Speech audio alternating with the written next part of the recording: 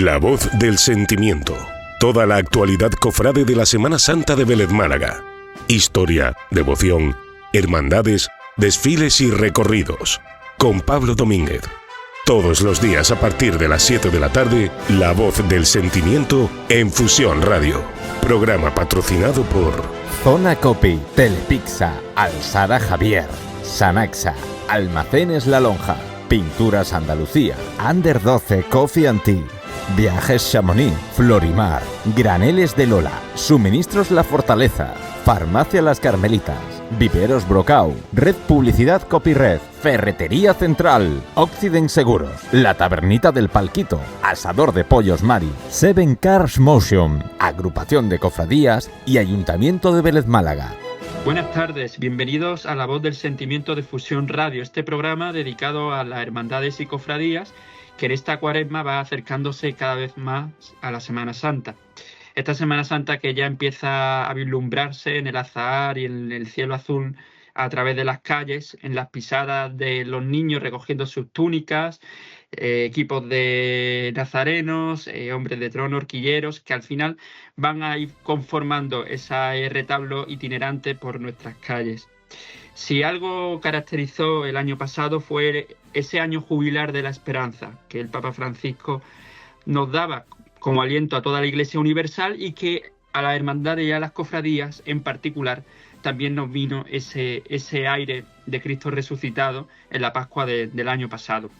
Si hay una persona que ha sido importante, piedra angular en este proceso y que el año pasado también nos acompañaba en el programa para ir dando un poco las pautas y esas pinceladas casi sin ultimar, pero que iban ya encaminándose sobre esa gran procesión, el jubileo de las cofradías, pues hoy nos acompaña para hacer ese balance y para encarar también los nuevos retos que nos afrontamos viviendo todavía de ese año de la esperanza, que es nuestra amiga Paloma Saborido, coordinadora de la gran procesión y también miembro del Comité Vaticano de este jubileo. Paloma, muchas gracias por venir y buenas tardes. Hola, buenas tardes. ¿Qué tal, Pablo?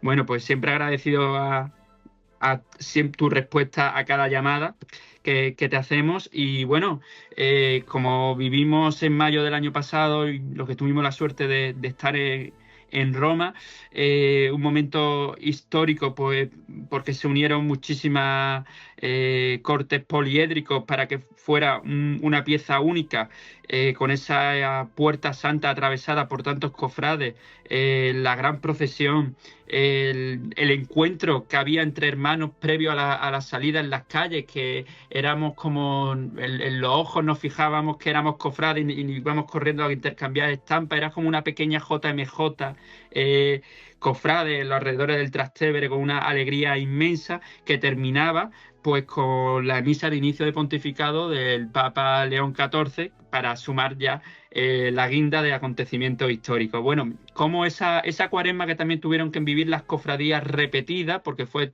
bajar los tronos, últimos golpes de campana o de martillo del trono o paso, para seguidamente volver a rearmar y volver otra vez a preparar. Y tú, bueno, todo ese proceso de preparación a todos los niveles, ¿cómo viviste ese momento?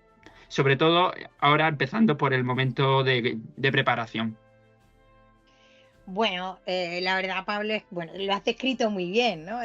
Fue una nueva cuaresma, pero excepcional, ¿no? Que no lo habíamos vivido nunca. La verdad es que en ese acontecimiento que tuvimos la inmensa suerte de vivir, sea allí en Roma o en la lejanía, pero casi viviéndolo como si estuviéramos, ¿no? Todos los cofrades que seguimos, ¿no? Este acontecimiento, como digo, fue un sueño hecho realidad, ¿no? Y esa cuaresma era una cuaresma desconocida, porque ese momento de preparación era algo que nosotros nos enfrentábamos con ello por primera vez en una ciudad completamente distinta a las nuestras, a las de todos los cofrades que tuvimos la oportunidad de ir. Además, no solo en una ciudad, sino organizada por una por el Estado Vaticano, es decir, por el Vaticano, la primera vez que el Estado Vaticano organizaba una procesión de estas características, con lo cual había unas exigencias y requisitos completamente distintos, ¿no? Y esto todo hacía que aquello sabía de una forma distinta, ¿no? Sabía de una forma diferente. Los olores, la preparación, como tú dices, la compañía. Fue muy, muy importante que cofrades de todo el mundo nos diéramos cabida, nos diéramos cita allí en la ciudad de Roma para participar, porque todos en el fondo participamos en una procesión que nos representaba a cada uno de los cofrades del mundo, ¿no? Mucha gente decía, leía en redes sociales y decía, no, es que allí estaba Málaga, ¿no? Si giras la cabeza hacia otro lado, no, es que allí estaba Sevilla. No es cierto, porque en el fondo, bueno, yo tengo la inmensa suerte de que a lo largo de este año he estado, y el año pasado y el anterior, he estado dando charlas alrededor de en muchas ciudades de España y a posteriori he ido a pues, ciudades como Cartagena, como Albacete, como Cáceres, Valladolid, que te dicen, no, es que yo estuve, es que nosotros estuvimos allí, ¿no? Estuvimos en Roma. Es decir, es que en Roma nos dimos cita cofrades de todo el mundo, no solo de España, no solo de Europa, incluso de América Latina. Esa sensación, eso que tú dices de lo que has dicho, ¿no? De la JMJ, ¿no?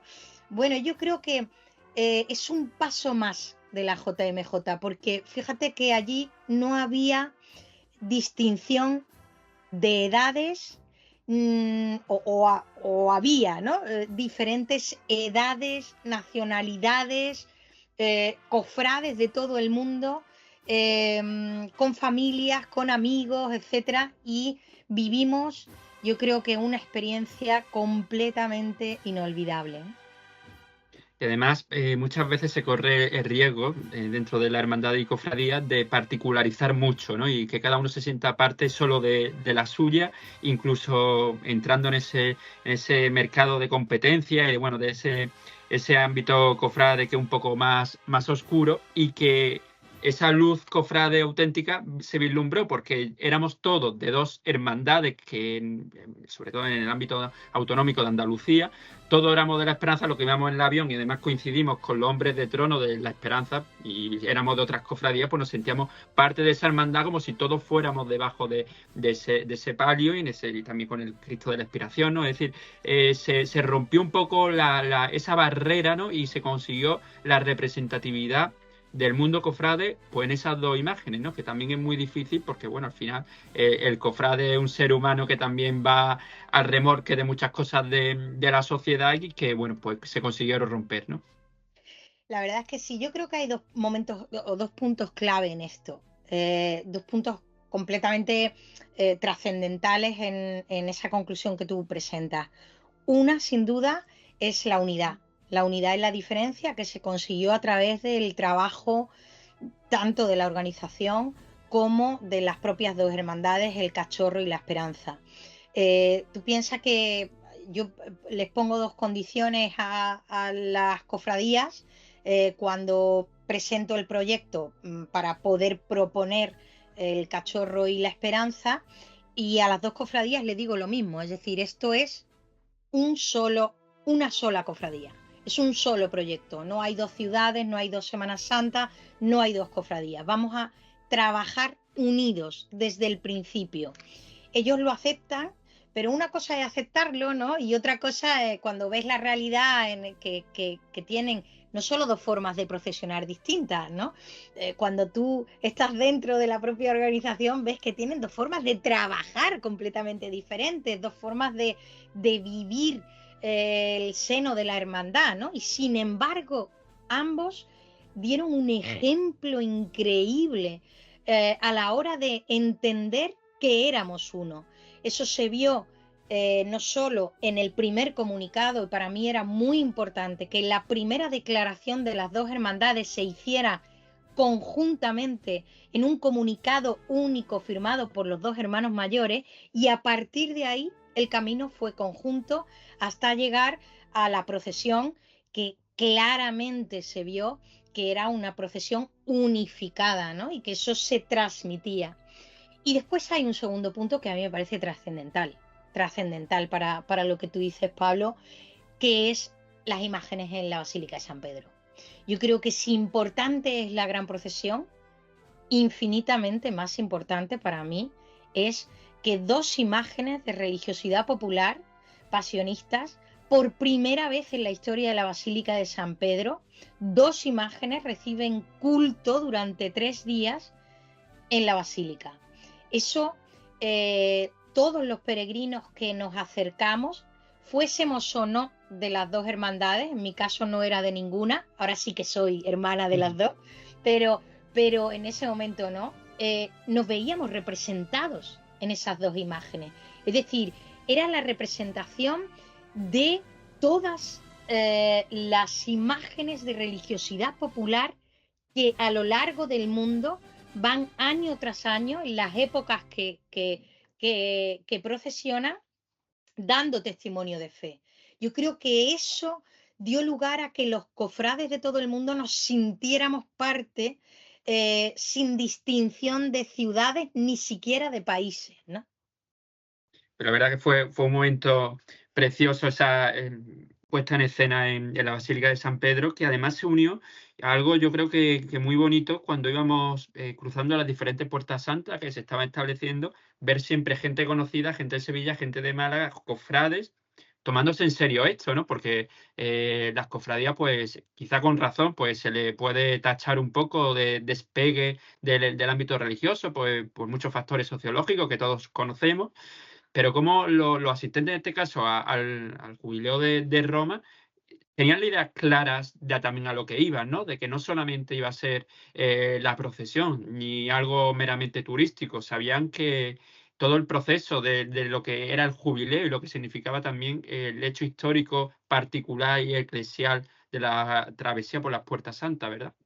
Claro, aquí también yo creo que hay dos cosas que son importantes. Una, Monseñor Fisichella. Es decir, Monseñor Fisichella, que ha sido la pieza clave, fundamental, el elemento, el bastión para que esto suceda, lo tenía clarísimo. Decía, Monseñor Fisichella decía, mira, no vamos a llenar de contenido este jubileo de las cofradías, porque a los peregrinos hay que dejarlos atravesar las puertas santas, que es lo más importante de un jubileo de la Iglesia, ¿no?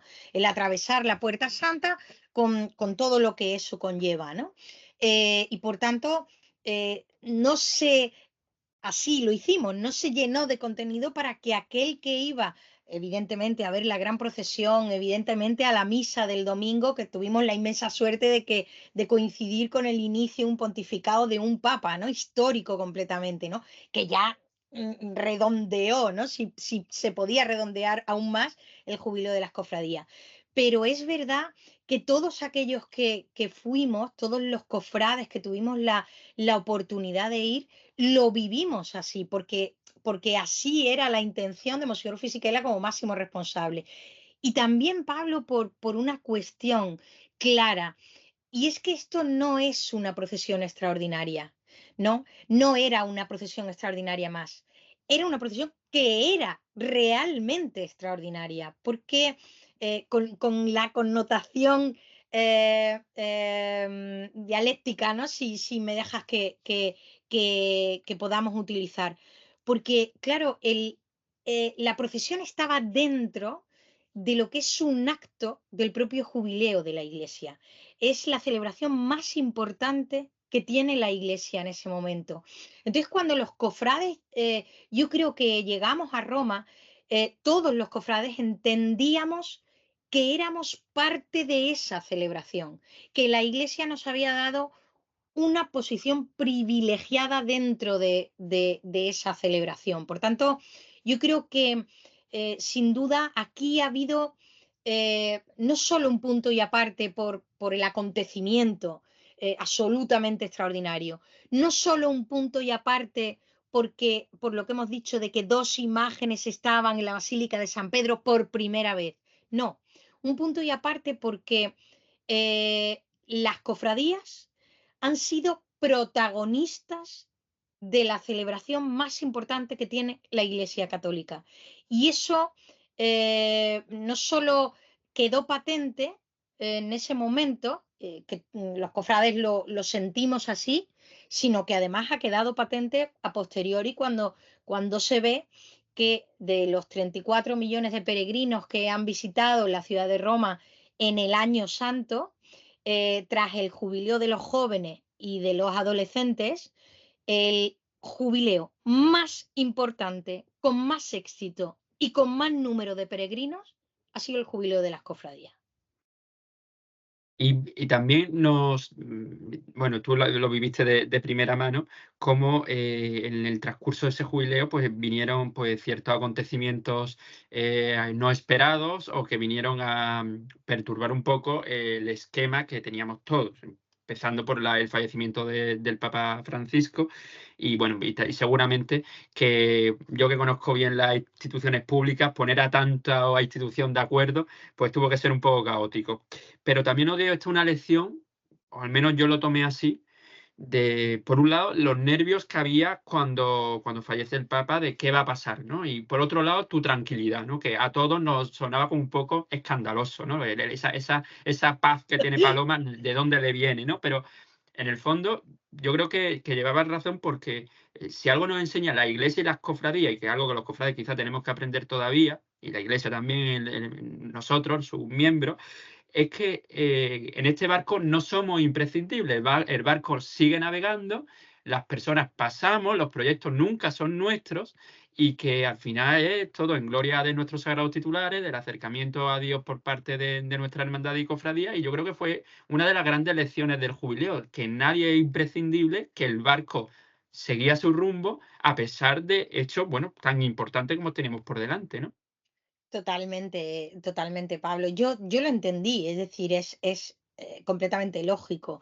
Mira, yo te cuento, cuando el Papa Francisco ingresa en el hospital por primera vez, yo estaba en Roma. Y estaba en Roma porque estaba haciendo un recorrido con las autoridades de Roma, y estaba con el secretario Monseñor Fisichella, y en un momento determinado pues nos apartamos y hablamos, ¿no? Y yo le pregunté precisamente esto, oye, ¿qué es lo que pasa? Y tuvimos una conversación muy interesante sobre qué es lo que iba a pasar, que no pasa absolutamente nada. Es decir, que la iglesia sigue caminando, porque el jubileo es de la iglesia, no es de un papa, ¿no? Por mucho que este papa haya defendido a ultranza la religiosidad popular, que muchos de nosotros lo que queríamos era celebrarlo con él, por todo lo que había supuesto para la religiosidad popular, para las cofradías, etcétera.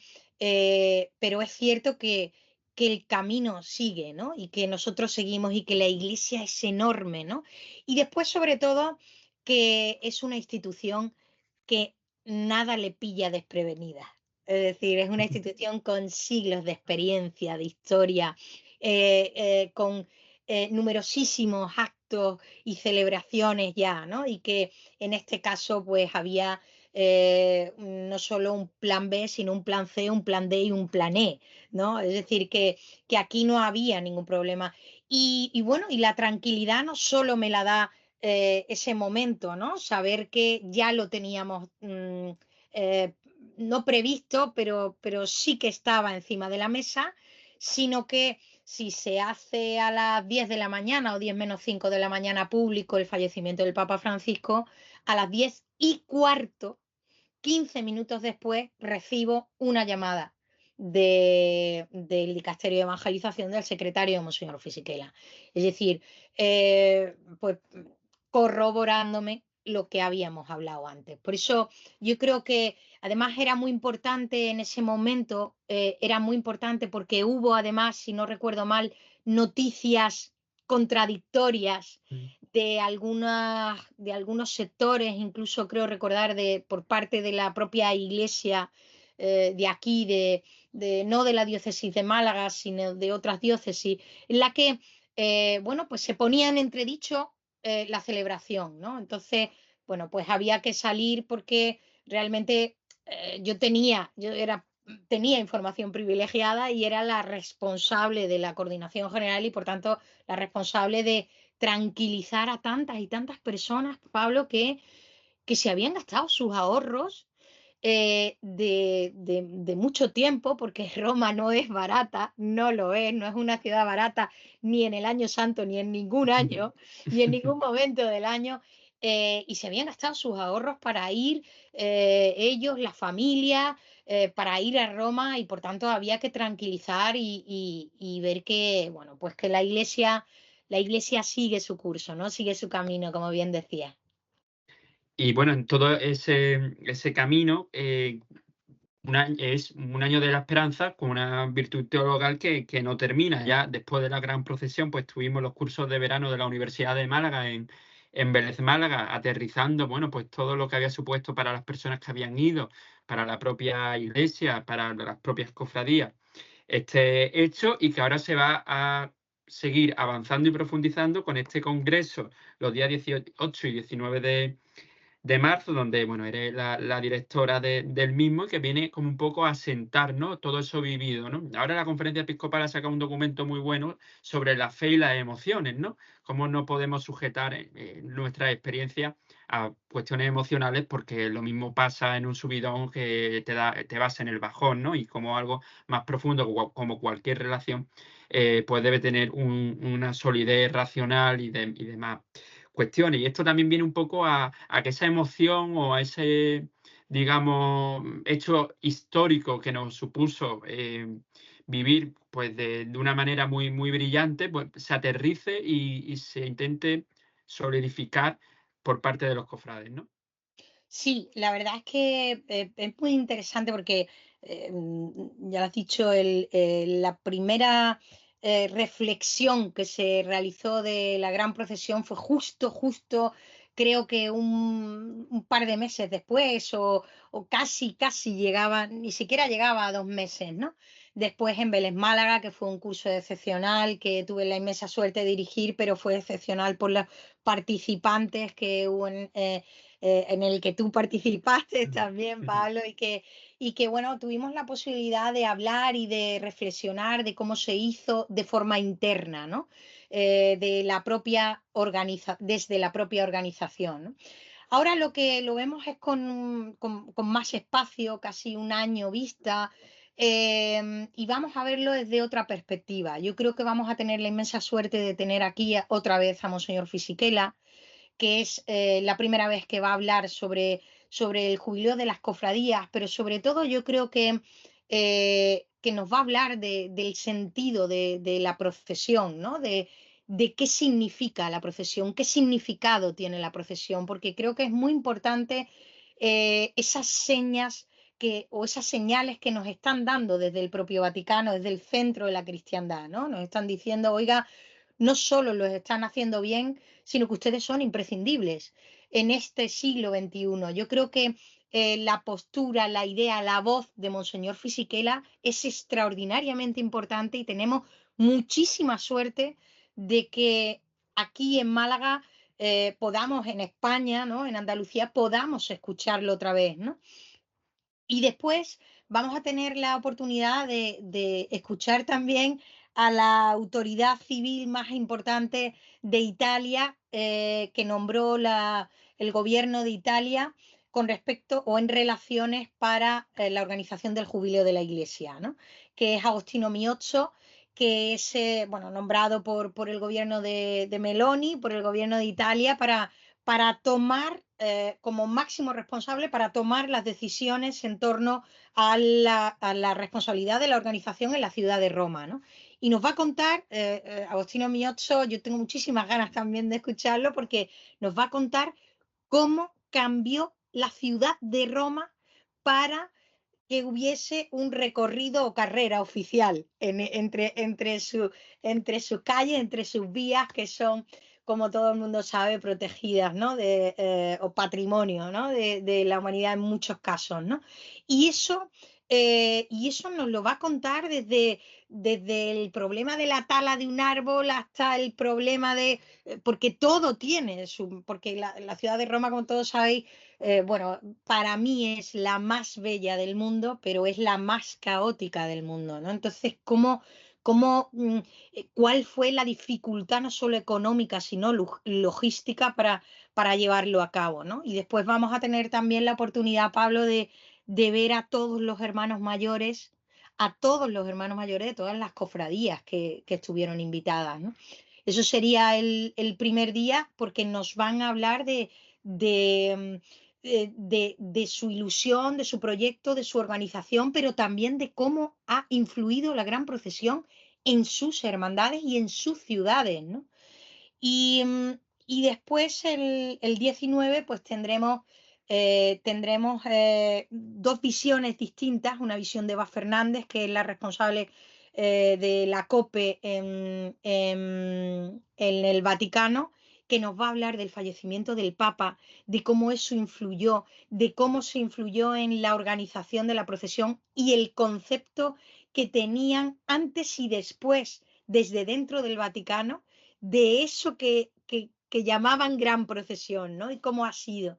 Y por último, al director de Canal Sur, que nos hablará de esa dificultosa pero a la vez exitosa señal única. Yo creo que es un congreso que es muy completo, que yo invitaría a todos tus oyentes a que creo que quedan todavía muy poquitas inscripciones, es gratuito, que entren en cofradesenroma.com porque ahí se podrán inscribir. Y hay dos actos que a mí me hacen especialmente ilusión, que van a tener lugar en la tarde del 18 de marzo, del miércoles, que es la presentación del libro oficial, que lo hará Pedro Luis Gómez, pero que en la que es un libro nada de sentimientos, pero sí que intentamos contar cómo ha sido la organización desde todos los puntos, de una forma con un íter temporal. Y tengo muchísimas ganas porque hay bueno, intervenciones desde la arquitecta, de la directora técnica de la estructura, hasta la responsable del transporte o la embajadora de España ante la Santa Sede, Isabel Celá, por supuesto, Monseñor Fisichella, como no podía ser de otra forma, comienza con el primer capítulo. Es decir, vamos a ir desgranando poco a poco, no se puede contar todo, porque si no tendríamos que hacer varios tomos, pero ya lo explico en el prólogo, pero sí un poco dar la visión de cómo ha sido esto, ¿no? Y después a las 8, pues una misa que se celebrará en la Basílica de la Esperanza, donde todos están invitados para que la celebrará Monseñor Fisichella. Por cierto que el libro, todo este proyecto ha sido de forma completamente gratuita, ¿no? Es decir, hemos estado desde mí misma como cabeza visible hasta todo un equipo organizativo impresionante que tengo detrás y al que le agradeceré. Nunca tendré palabras para agradecerle todo lo que han entregado. Todo ha sido completamente, como trabajamos los cofrades, completamente gratuito, gracias a unos patrocinadores que se han portado excelentemente bien y han hecho realidad este proyecto. Por tanto, este proyecto que ha repartido tanta felicidad de forma gratuita no podía ser de otra forma.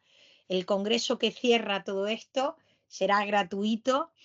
El libro será gratuito para todos aquellos que se inscriban en el congreso.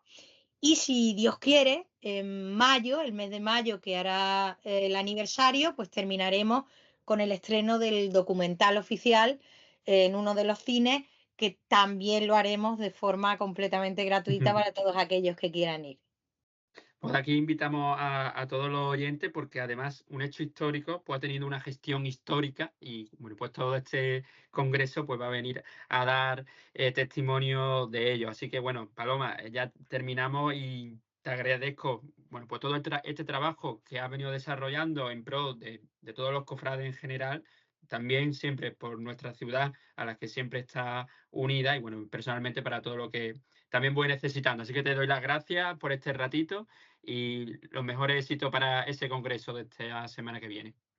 Pues muchas gracias. Yo invito a todos los oyentes a participar en el Congreso tú sabes que yo estoy dispuesta a lo que tú quieras. Primero, porque Pablo, lo que tú me pidas, allá voy. Y segundo, porque la ciudad de Vélez Málaga para mí es mi segunda ciudad, ¿no? Y yo creo que no solo a nivel cofrade, sino a nivel artístico, turístico, me parece, o cultural o tradicional, me parece una de las máximos exponentes de la provincia de Málaga. Pues muchas gracias por todo, Paloma. Y nosotros pues continuamos haciendo este programa encaminándonos hacia la Semana Santa, que a breve semana abrirá sus puertas. Buenas tardes y muchas gracias.